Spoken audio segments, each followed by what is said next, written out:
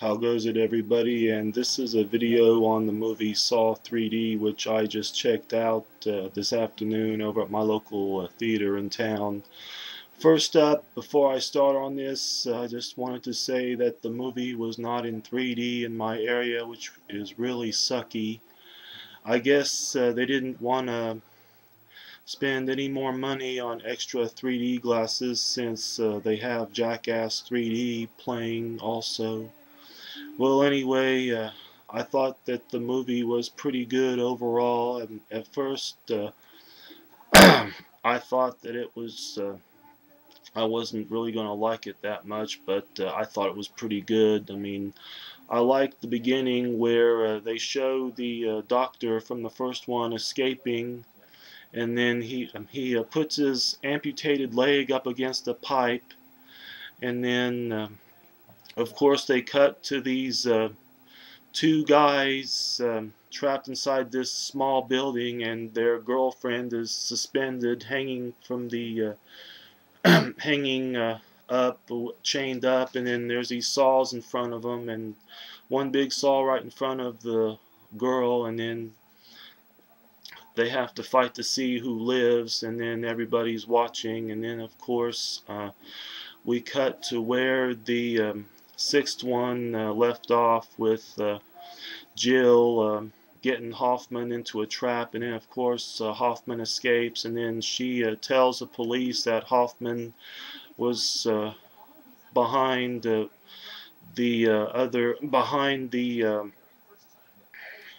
killings with Jigsaw when he was still alive, and then of course she's under witness protection, and of course you have a another person involved who is a supposed victim of Jigsaw, who of course turns out halfway through the movie was a fake. And anyway, he writes a book and he has this support group, and it was nice, it was good to see one of the victims from the last movie, who was in the beginning, who chopped off her arm.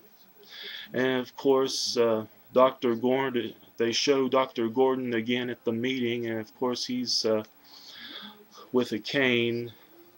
Uh, anyway, the guy gets kidnapped again, and then he has to go through all these tests to save his wife, and of course his co-workers are kidnapped, and of course it's too late for him to save them, and they all get killed off. And then at first I thought it would be some kind of like serial killing movie where the guy would just get people and then drug them and then put them in situations like the scene in the junkyard. Of course, that's Chester Bennington from Linkin Park behind the beat up car, and then I can't remember what it is he has to do, but it involves his other friends who turns out to be racists, and of course they all get killed off very gruesomely.